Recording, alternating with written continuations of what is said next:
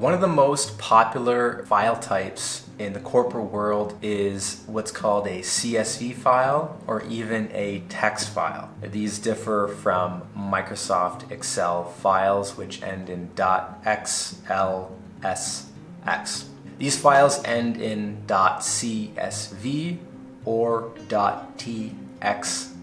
But what does that mean and what does it actually look like? Well, on the screen, for example, I have an example of a .text file or a text file, okay? And in this text file, it looks a little confusing, but let's walk through it one by one. If I start on the first row, and again, this is our Google data, I can see that I have the first column name, which is financial line item.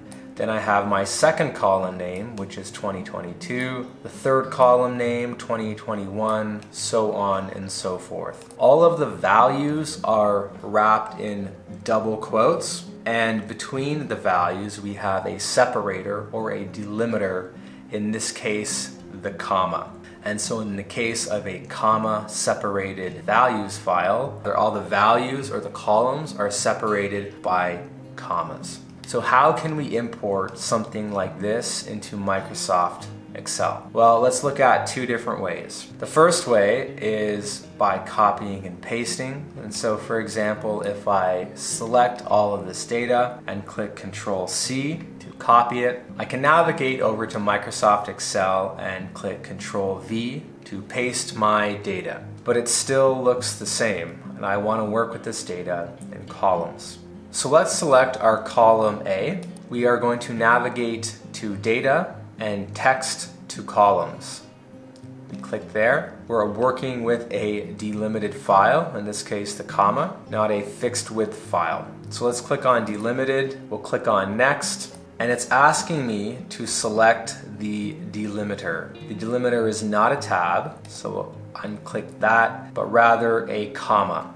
And once we click the comma, we have a preview of our data. And as you can see, this is looking good and it's in the format that we want. We also have the option to identify the text qualifier, and in this case, that was double quotes. We have single quotes sometime, but let's click on double quotes. We'll click on Next, and there's some other things we can do, but this is good enough. Let's just click on Finish. And as you can see, Microsoft Excel has transformed our data into a table, or rather a list that is ready for our analysis.